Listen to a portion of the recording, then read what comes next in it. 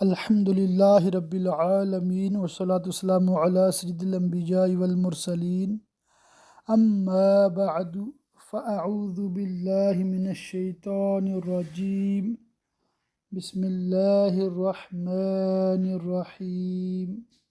سبق نمبر 69 نزہۃ القاری شرح صحیح البخاری۔ اس میں آج انشاء اللہ تعالی کتاب السلم حدیث نمبر 1311 سے آغاز کریں گے۔ اللہ کے فضل سے آج کے مسائل کافی آسان ہیں اور کچھ طویل احادیث مبارکہ بھی ہیں جو ہم سیرت مصطفیٰ صلی اللہ تعالی علیہ وآلہ وسلم کتاب میں آلریڈی یعنی پہلے سے ہی پڑھ چکے ہیں، تو جو نئے سٹوڈنٹس ہیں وہ بھی پریشان نہ ہوں۔ انشاءاللہ تعالی جب وہ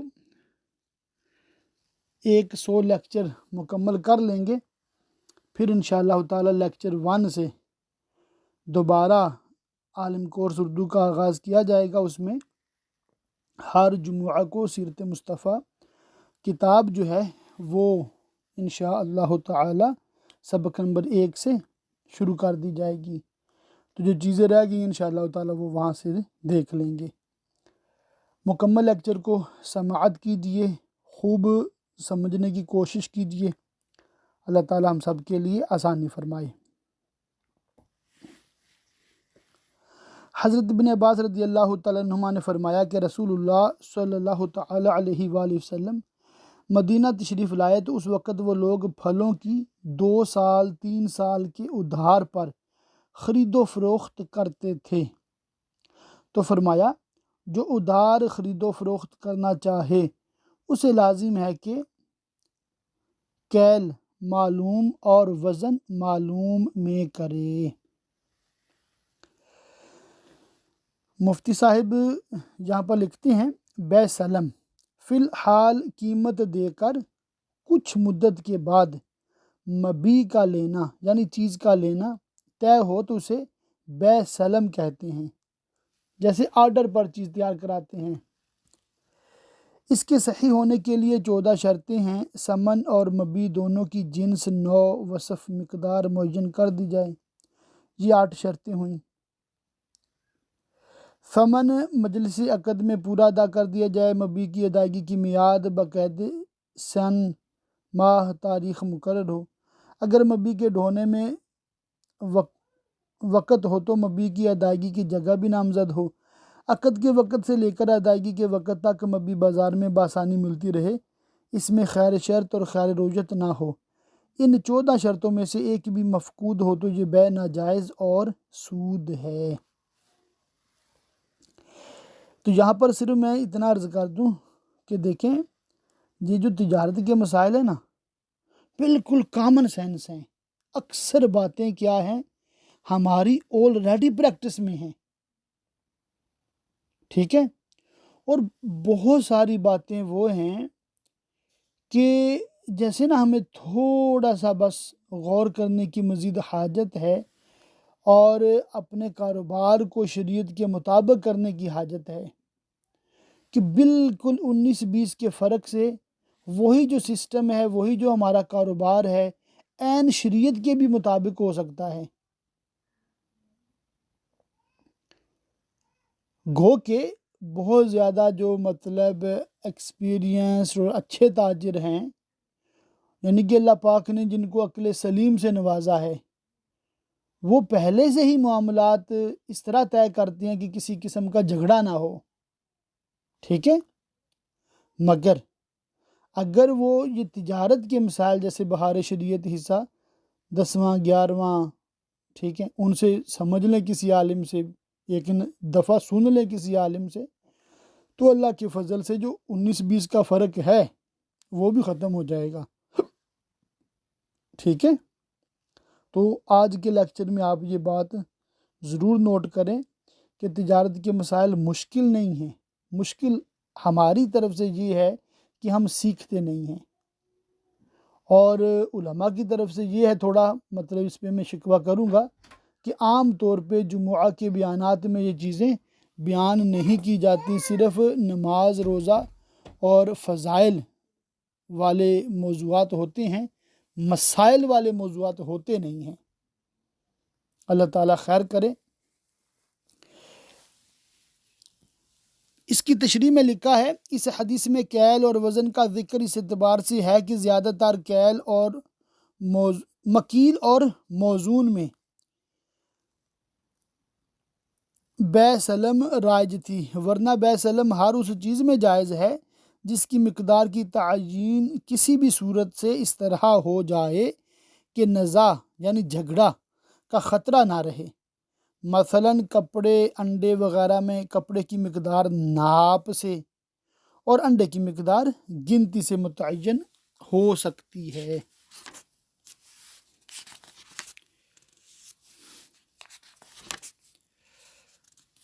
حدیث نمبر 1316 ہے، ام المؤمنین حضرت عائشہ رضی اللہ تعالیٰ عنہ نے فرمایا، میں نے عرض کیا یا رسول اللہ، میرے 2 پڑوسی ہیں تو کس کو ہدیہ دوں؟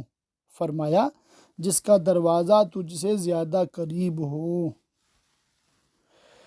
تشریح میں لکھا ہے، پہلی والی حدیث یعنی اس حدیث سے پہلے جو ہم نے پڑھی نہیں ہے، یہ ثابت ہو گیا کہ پڑوسی کی بنا پر حق شفا ہے۔ یہ میں نے آج اس لیے نہیں پڑھی کہ پچھلے جو لیکچر نمبر 68 ہے اس میں شفا کے حوالے سے ہم نے سنا تھا۔ اس باب سے یہ افادہ کرنا چاہتے ہیں کہ جو پڑوسی زیادہ قریب ہے اس کو حق تقدیم ہے، یعنی وہ مقدم ہوگا، اس کو پرائرٹی ہوگی، فرسٹ پرائرٹی ہوگی۔ اگرچہ اس حدیث میں ہدیہ دینے کا ذکر ہے، مگر چونکہ یہ ہدیہ رشتے کی بنا پر نہیں، پڑوسی ہونے کی بنا پر ہے اور اس میں قریب تر دروازے کو حق تقدیم ہے، تو اس حدیث سے یہ ثابت ہوا کہ پڑوس کی وجہ سے جو حق پڑوسی کو ہوتا ہے اس میں قریب تر پڑوسی کو حق تقدیم ہے، یعنی اس کو زیادہ ترجیح دی جائے گی، پرائرٹی دی جائے گی۔ اور شفا اس کی بنیاد بھی پڑوس ہی ہے، شفا جوار یعنی پڑوسی ہونے کی وجہ سے شفا، اس کی بنیاد بھی پڑوس ہی ہے، اس لیے قریب تر کو حق تقدیم حاصل ہوگا۔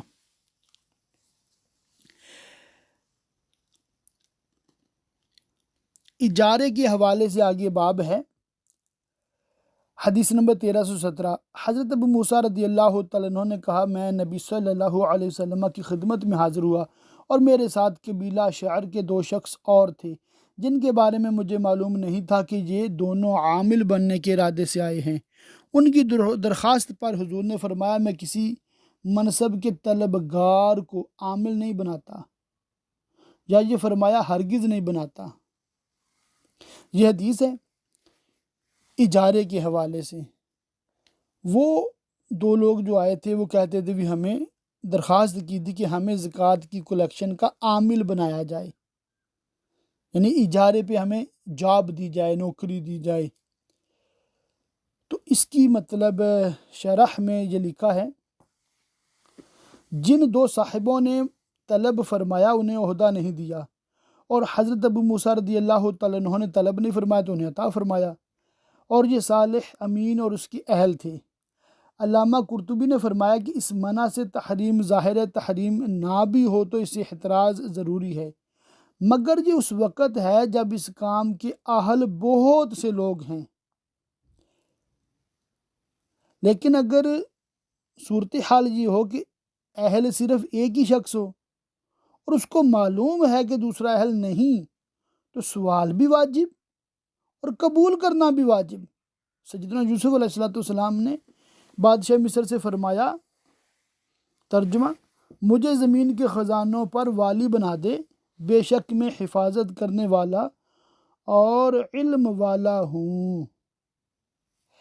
تو یہ جو حدیث پاک میں نبی صلی اللہ علیہ وسلم نے عہدہ طلب کرنے پر عطا نہیں فرمایا، یہ اس صورت میں علماء نے لکھا ہے کہ یہ حدیث میں یہ اس صورت میں ہے کہ جب بہت سارے لوگ اس کے اہل موجود ہیں تو جو اس کی لالچ کرے اس کو نہ دیا جائے، بلکہ جو لالچی نہیں ہے، ٹھیک ہے، اور ہے اس کا اہل، اس کو دیا جائے، جس طرح نبی صلی اللہ علیہ وسلم نے عمل فرمایا۔ آگے سیرت کے حوالے سے بہت پیاری بات ہے، وہ انشاءاللہ تعالیٰ میں پڑھ کے سناتا ہوں۔ حدیث نمبر 1318، حضرت ابو ہریرہ رضی اللہ تعالیٰ عنہ سے مروی ہے کہ نبی صلی اللہ تعالیٰ علیہ وآلہ وسلم نے فرمایا، اللہ نے کوئی بھی ایسا نبی نہیں مبعوث فرمایا جس نے بکریاں نہ چرائی ہوں۔ اس پر صحابہ نے عرض کیا، اور حضور نے بھی؟ فرمایا، ہاں میں بھی۔ میں قراریت پر مکے والوں کی بکریاں چراتا تھا۔ شرح میں لکھا ہے جانور چرانے کا کام عرب میں اس وقت حقیر نہیں تھا، بڑے بڑے شرفاء کے بچے یہ کام کرتے تھے۔ اس سے تحمل، بردباری، جفاکشی، تعلیم و تربیت کے مختلف نشیب و فراز اور اصلاح و تہذیب کی بہترین مشاقی ہوتی ہے، یعنی مشق ہوتی ہے، پریکٹس ہوتی ہے۔ اس لیے ہر نبی کے لیے قبل نبوت اسے ضروری قرار دیا گیا۔ سبحان اللہ۔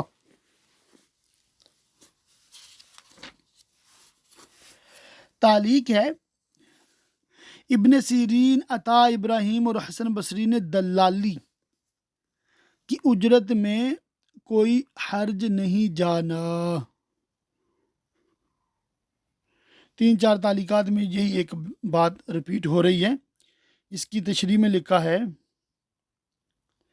ان سب تعلیقات کو امام ابن ابی شیبہ نے سند متصل کے ساتھ روایت کیا، سوائے حضرت حسن بصری کے قول کے اس کا ماخذ نہیں مل سکا۔ دلال مقرر کرنا اور اس کی اجرت جائز ہے، جبکہ اجرت معین اور معلوم ہو۔ اس کو آج کل بروکری بھی کہتے ہیں، ایجنٹی بھی کہتے ہیں، کہ ایک شخص کسی کی چیز بکوا دیتا ہے، اس کے لیے گاہک کسٹمر ڈھونڈ کے لاتا ہے اور اپنا کمیشن لیتا ہے۔ تو یہ اگر پہلے سے طے کر لیا گیا ہے کہ کتنا کمیشن دینا لینا ہے تو یہ کام جائز ہوا۔ یہ واقعہ تعویذات کے حوالے سے، دم وغیرہ کے حوالے سے ایک ہے، انشاءاللہ تعالیٰ وہ میں پڑھ کے سناتا ہوں، کیونکہ اس پہ بھی آج کل بہت زیادہ سوشل میڈیا پہ شور شرابہ ہوتا ہے۔ حدیث 1320 ہے، حضرت ابو سعید خدری رضی اللہ تعالیٰ عنہ نے فرمایا، صحابہ کرام کی ایک جماعت ایک سفر میں گئی اور عرب کے قبائل میں سے قبیلے پر اتری۔ ان سے کہا ہمیں مہمان بنا لو، تو انہوں نے انکار کر دیا۔ اس قبیلے کے سردار کو ڈس لیا گیا۔ ان لوگوں نے ہر ممکن کوشش کی مگر کسی چیز نے نفع نہ دیا۔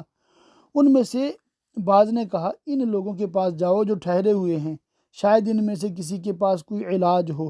قبیلے کے کچھ لوگوں نے آ کر کہا اے گروہ والو، ہمارے سردار کو ڈس لیا گیا ہے، ہم نے ہر ممکن کوشش کی مگر کسی چیز نے نفع نہیں دیا، تمہارے پاس کچھ علاج ہے؟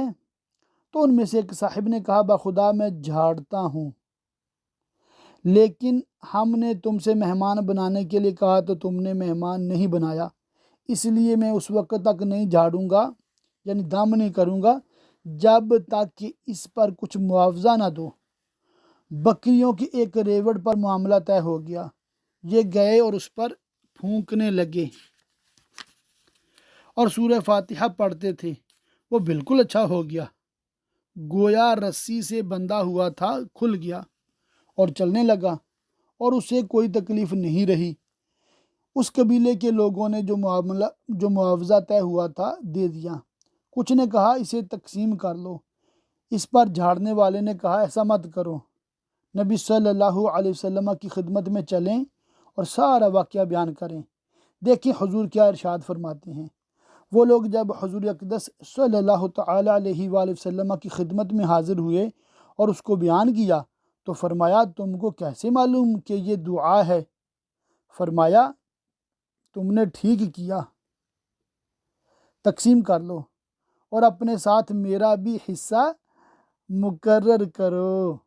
اور نبی صلی اللہ تعالیٰ علیہ وسلم ہنسے۔ سبحان اللہ، اللہ اللہ۔ اس کی شرح میں ہے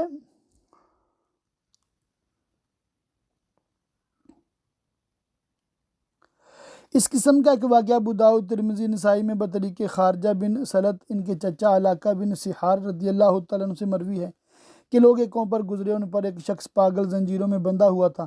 ان لوگوں نے کہا تم لوگ ان صاحب کے پاس سے خیر لے کر آئے ہو، اس شخص پر دم کرو۔ علاقہ بن سحار رضی اللہ تعالیٰ عنہ نے 3 دن روزانہ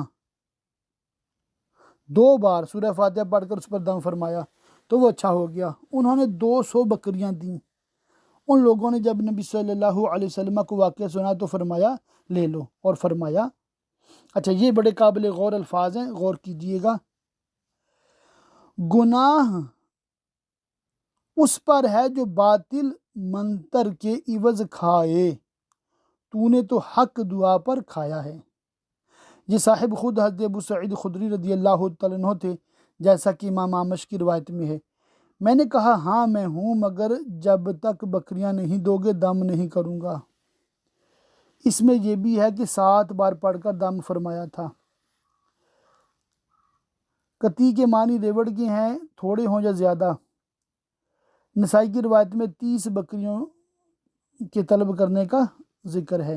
مسائل: اس حدیث سے ثابت ہوا کہ قرآن مجید اور اس کے حکم میں احادیث کی دعاؤں اور بزرگان دین کے کلمات کو بنیت شفا اور بنیت قضاء حاجت پڑھنا اور مریض پر دم کرنا جائز ہے۔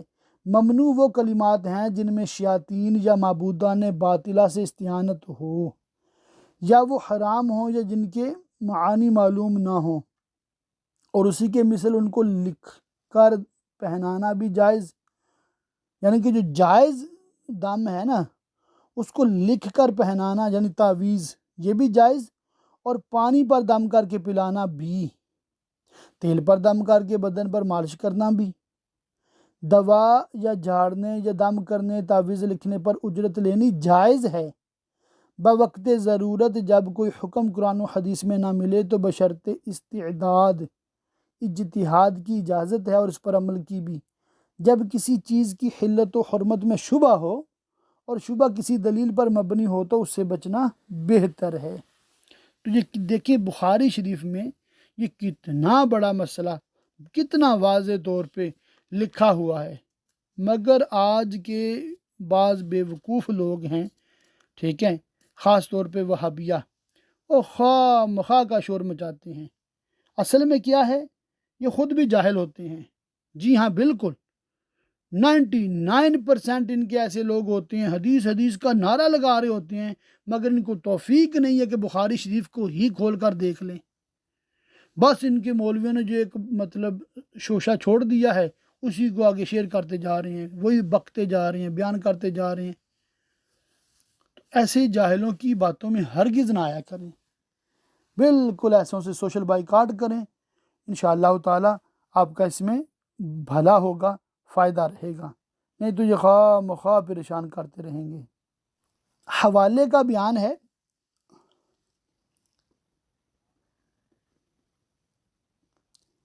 تعلیق نمبر 441، اور امام حسن بصری اور قتادہ نے کہا اگر حوالہ کے دن خوشحال تھا تو جائز ہے۔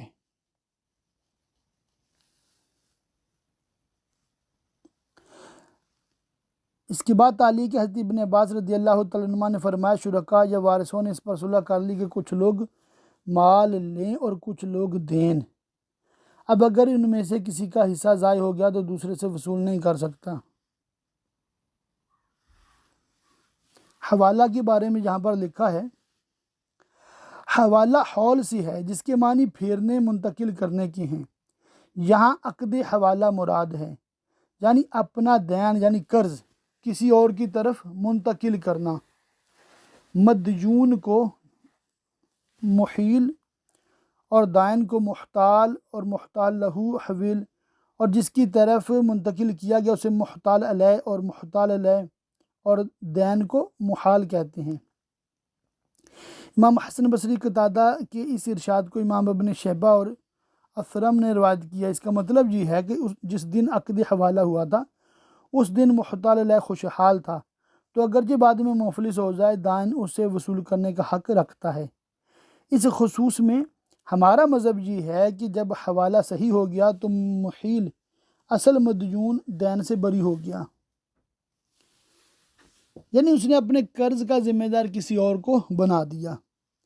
محتال لہو یعنی دائن کو یہ حق نہ رہا کہ محیل سے مطالبہ کرے جب تک کہ اس دین کے ہلاک ہونے کی صورت نہ پیدا ہو جائے۔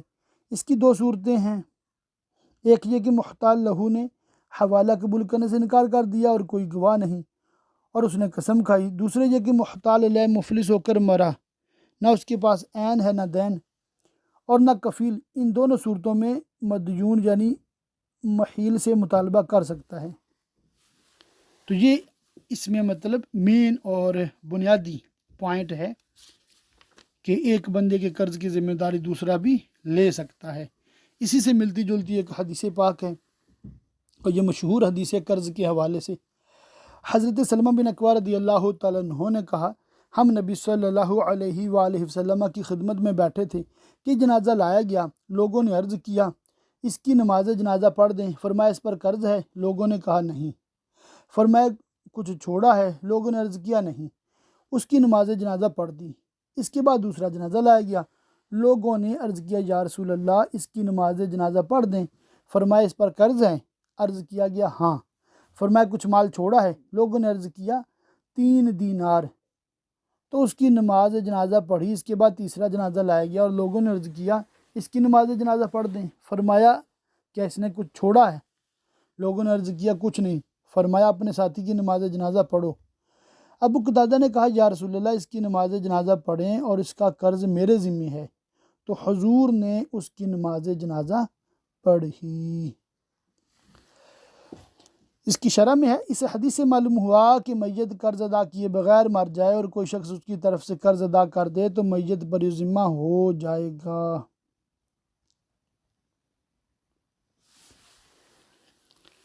آگے ہے کفالت کا بیان۔ کفالت کے معنی شریعت میں یہ ہے کہ ایک شخص اپنے ذمے کو دوسرے کے ساتھ مطالبے میں ملا دے، یعنی مطالبہ زید کے ذمے تھا، دوسرے نے بھی مطالبہ اپنے ذمے لے لیا، یہ مطالبہ نفس کا ہو یا دین کا یا عین کا۔ اس کے حوالے سے حدیث پاک انشاءاللہ تعالی میں پڑھ کے سناتا ہوں 1329۔ حضرت امام محمد بن علی باقر، امام باقر سبحان اللہ، ان کے شہزادوں نے حضرت جابر بن عبداللہ رضی اللہ تعالیٰ عنہما سے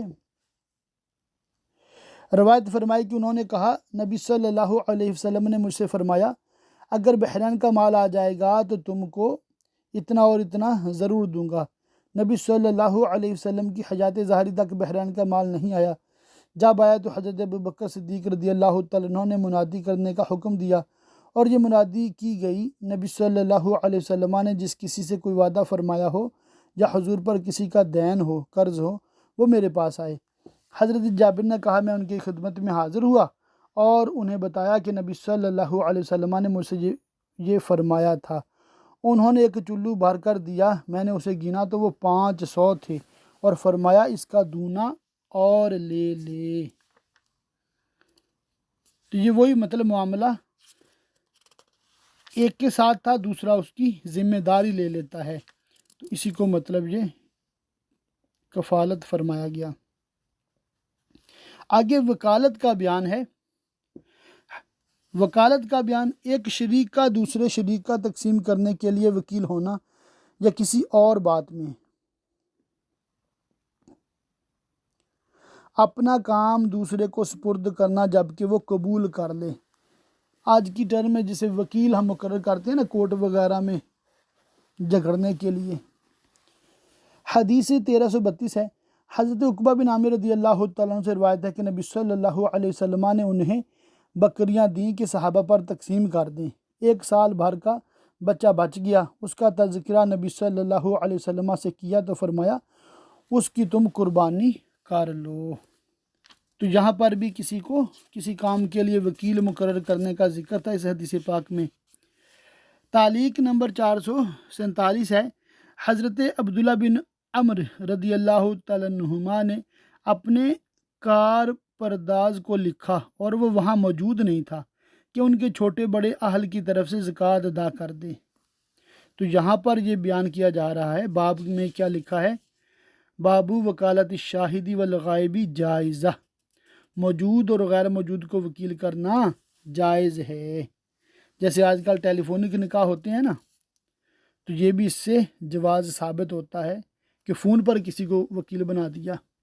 جس طرح امام لڑکی کے پاس جاتا ہے نا اجازت لینے کے لیے، فون پر بھی اجازت لی جا سکتی ہے، میسج کے ذریعہ بھی، پیغام کے ذریعہ بھی اجازت بھیجی جا سکتی ہے۔ حدیث نمبر 1337 ہے، حضرت سہل بن سعد ساعدی رضی اللہ تعالیٰ عنہ نے فرمایا، ایک عورت رسول اللہ صلی اللہ علیہ وسلم کی خدمت میں حاضر ہوئی اور عرض کیا، یا رسول اللہ، میں نے اپنے آپ کو حضور کو دے دیا۔ اس پر ایک صاحب نے عرض کیا، میری اس سے شادی کر دیں یا رسول اللہ۔ فرمایا، تیرے ساتھ جو قرآن ہے اس پر تیرے ساتھ اس کی شادی کر دی۔ تو یہ ایک عورت نے مطلب نبی صلی اللہ علیہ وسلم کو اپنا وکیل بنا لیا نا، دوسرے لفظوں میں، اور نبی صلی اللہ علیہ وسلم نے صرف اس بات پر کہ اس بندے کو قرآن پاک یاد تھی، کچھ آیتیں، کچھ صورتیں، تو اسی کو اس کا حق مہر قرار دے کر شادی فرما دی۔ تو یہ نبی صلی اللہ علیہ وسلم کی خصائص میں سے ہے، ٹھیک ہے۔ آج کل ہمارے لیے اس طرح کرنا جائز نہیں ہے، بلکہ جو مہر کی کم از کم مقدار ہے 30.617 گرام چاندی یا اس کی قیمت، یہ کم از کم مہر جو ہے وہ دینا ضروری ہوتا ہے۔ ہاں اگر عورت معاف کر دے تو معاف ہو جائے گا۔ حدیث 1339 ہے، حضرت ابو سعید رضی اللہ تعالیٰ عنہ نے فرمایا، بلال رضی اللہ تعالیٰ عنہ نبی صلی اللہ علیہ وسلم کی خدمت میں برنی کھجور لائے۔ ان سے رسول اللہ نے پوچھا، یہ کہاں سے لائے ہو؟ بلال نے عرض کیا، ہمارے پاس کچھ خراب کھجوریں تھیں، ان کے 2 سا کو 1 سا کی عوض بیچی ہے تاکہ نبی صلی اللہ علیہ وسلم کو کھلائیں۔ نبی صلی اللہ تعالیٰ علیہ وسلم نے اس وقت فرمایا، اوہ اوہ، یہ بالکل سود ہے، یہ بالکل سود ہے، ایسا مت کر، لیکن اگر تم خریدنا چاہو تو خراب کھجور کو کسی اور کے عوض بیچو، پھر اس سے اچھی کھجور خریدو۔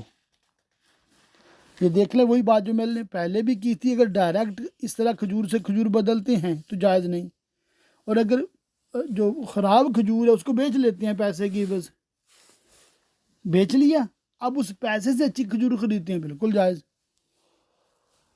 حدیث نمبر 1343، حضرت انس بن مالک رضی اللہ تعالیٰ عنہ نے کہا کہ نبی صلی اللہ تعالیٰ علیہ وسلم نے فرمایا، مسلمان جو بھی درخت لگاتا ہے یا کھیتی بوتا ہے، اس میں سے چڑیا یا انسان یا چوپایا کھاتا ہے، یہ اس کے لیے صدقہ یعنی کار ثواب ہے۔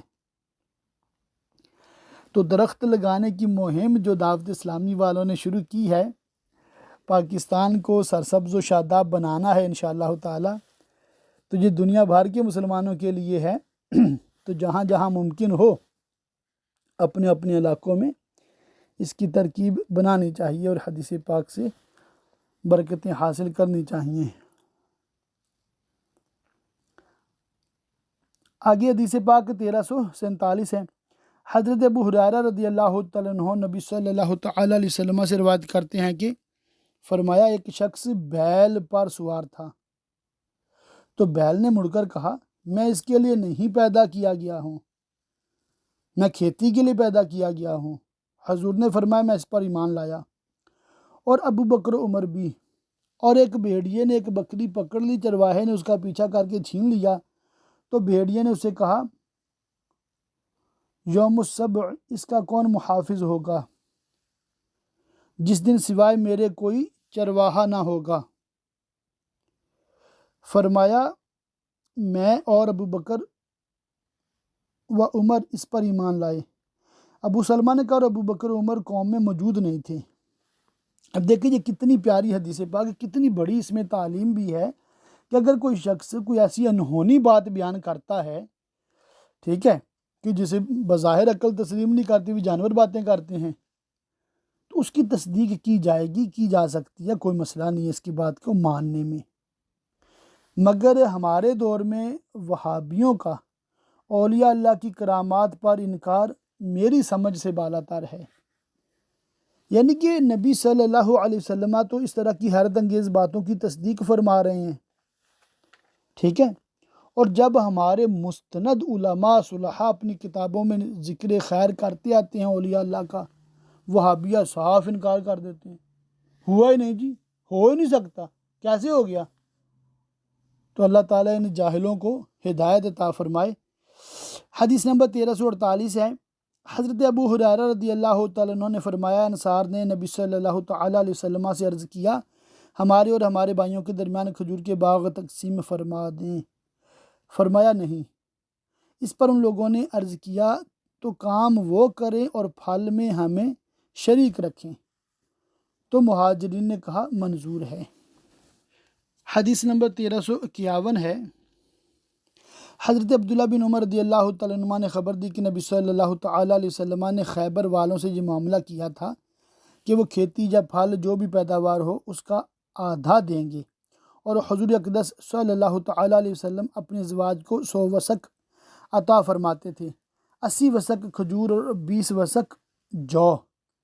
اور جب حضرت عمر رضی اللہ تعالیٰ عنہ نے خیبر کی زمین تقسیم کی تو ازواج مطہرات کو اختیار دے دیا، وہ چاہیں تو انہیں پانی اور زمین کا ایک قطعہ دے دیا جائے یا پہلے کا عمل باقی رکھا جائے۔ ان میں سے کچھ نے زمین پسند فرمائی اور کچھ نے وسق کو، اور حضرت عائشہ رضی اللہ تعالیٰ عنہ نے زمین پسند فرمائی۔ اس کی تشریح میں لکھا ہے، مزارعت اور مساقات یعنی بٹائی پر کھیتی اور باغ میں کام کرنے کے مجوزین کی بہت بڑی دلیل یہ حدیث ہے، مگر گزر چکا کہ یہ نہ مزارعت تھی نہ مساقات بلکہ خراج تھا۔ حضرت عمر رضی اللہ تعالیٰ عنہ نے یہودیوں کو خیبر سے جلا وطن فرمایا، نکال دیا، تو وہاں کی زمین کو مستحقین پر تقسیم فرمایا۔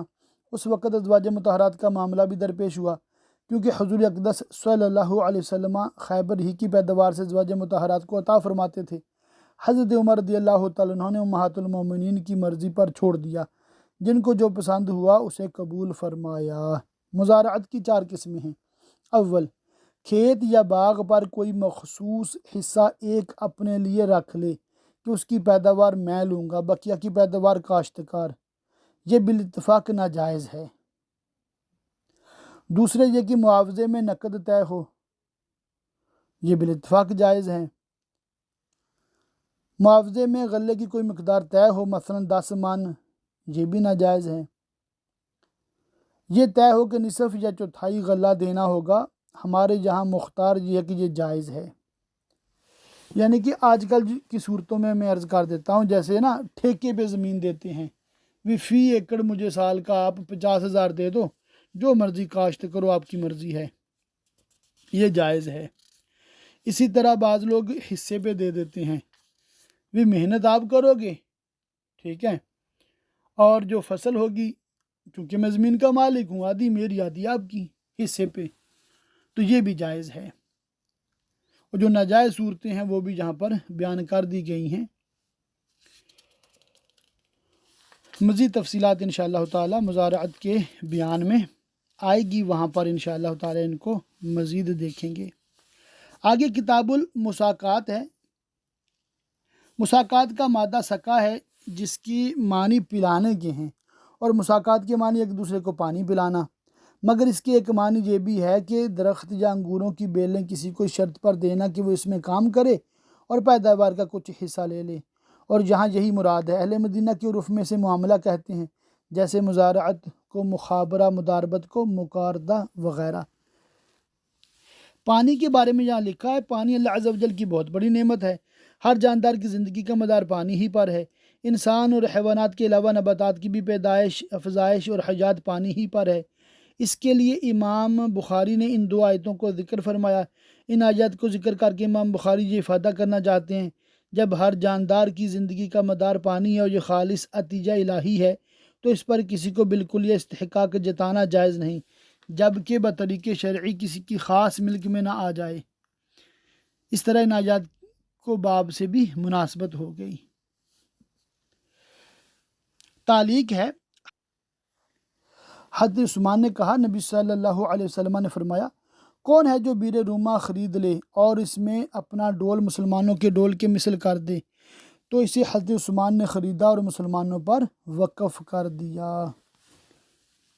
تو یہ پانی کے حوالے سے مطلب روایت تھی، اور بیر روما کا ذکر یہاں پر آ گیا۔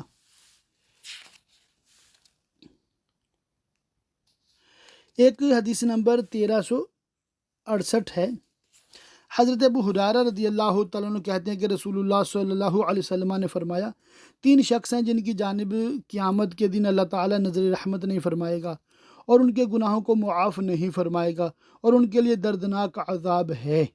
ایک وہ شخص جس کے پاس راستے میں فاضل پانی تھا، زائد پانی تھا، ضرورت سے زائد، اور اس نے پانی کو مسافر سے روکا۔ اور ایک وہ شخص جس نے کسی امام سے صرف دنیا کے لیے بیعت کی، اب وہ اگر اس کو کچھ دے تو راضی رہے اور اگر کچھ نہ دے تو ناراض ہو جائے۔ اور ایک وہ شخص جس نے عصر بعد اپنے سامان کو لگایا، پھر کہا قسم ہے اللہ کی جس کے سوا کوئی معبود نہیں، میرے سے سامان کی قیمت اتنی لگائی جا چکی ہے۔ کسی نے اس کی بات مان لی اور سامان اتنے دام پر خرید لیا۔